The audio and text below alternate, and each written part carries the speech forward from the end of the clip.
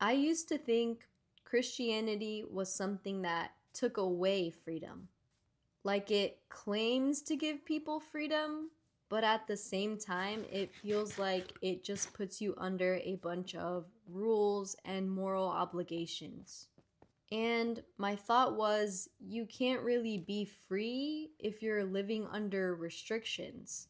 Like, that just doesn't sound like freedom.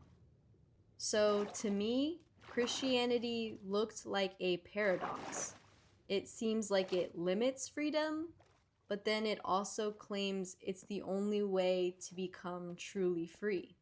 Before I get into this, I want to define what it means to be free, because that word gets used in a lot of different ways depending on context.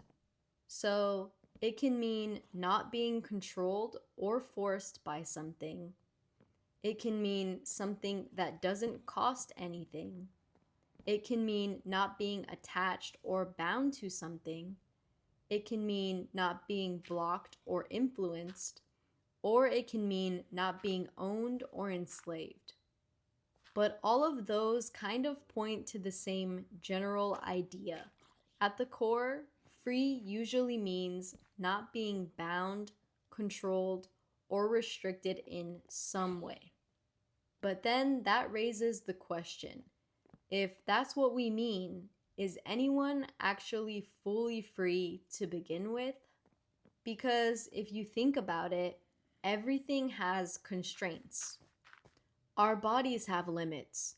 There are internal constraints like emotions, habits, impulses. There are social constraints. Living in a society means laws, expectations, and consequences. And then there are physical constraints built into reality, like not being able to defy gravity. So, in pretty much every area, life is already full of limits. If constraints are everywhere, what do we actually mean when we say something is not free? Because when people say Christianity isn't freeing, they're usually talking about moral rules and commands about how to live. So the argument becomes Christianity isn't freeing because it places limits on what you can do.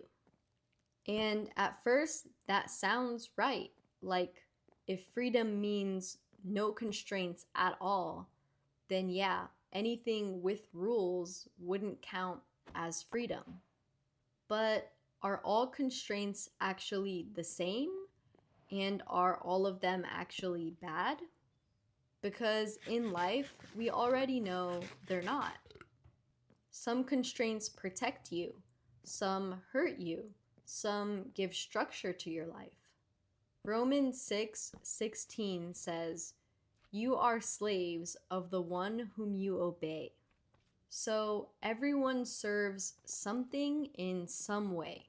It just depends what. And sin is the thing that we are all naturally ruled by.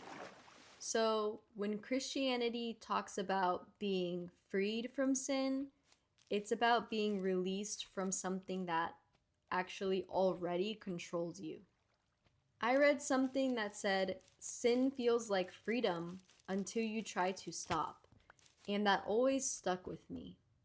So, sin feels like freedom because it allows you to pursue your desires without resistance.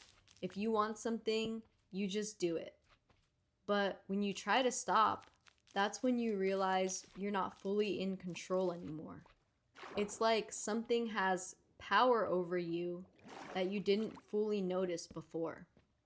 And this is why Christianity actually claims to give real freedom. John 8:34 through 36 says, "Everyone who practices sin is a slave to sin. So if the Son sets you free, you will be free indeed." So Jesus is the one who gives true freedom. But then there's this part that sounds kind of like a contradiction. Romans 6:18 says, and having been set free from sin, have become slaves of righteousness. So, yeah, that kind of sounds like, did I just switch from one form of slavery for another? But it's really not the same kind of slavery. It's talking about two completely different masters. Because in this whole framework, the question isn't whether you serve something or not, it's who or what do you serve. Sin is a master that promises freedom, but actually ends up controlling you, while Christ is a master that frees you from the power sin has over you. And you can freely choose to serve God or not. That's the freedom of choice. But sin doesn't give a choice, it requires death. So if you trust Jesus, you have been freed from death. And out of genuine love for him, you choose to serve him. 1 Peter 2:16 says, "Live as people who are free, not using your freedom as a cover up for evil, but living as servants of God." So we are free, yet we choose to live our lives as servants to God. Either way, you're never really without something guiding your life. There are two ways something can feel like freedom. There's a kind of life where you do whatever you want, whenever you want, no rules, and that feels like freedom. But over time, the same thing can start to control you more than you realize. And then there's this kind of submission that feels like a loss at first, like giving up control of your own life, but actually brings true peace and freedom. In Luke 9:24, Jesus says, "For whoever would save his life will lose it, but whoever loses his life for my sake will save it." You can hold on to what feels like freedom and end up losing true life, or you can let go of your life and actually find true freedom.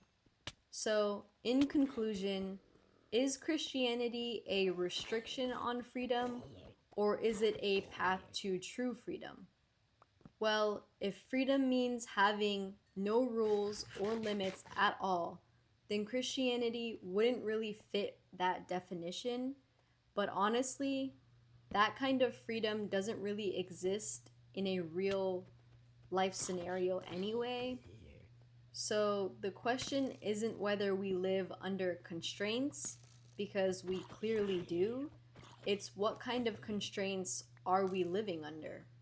And maybe the actual paradox is what we usually call freedom, just doing whatever we want, can actually turn into its own kind of slavery.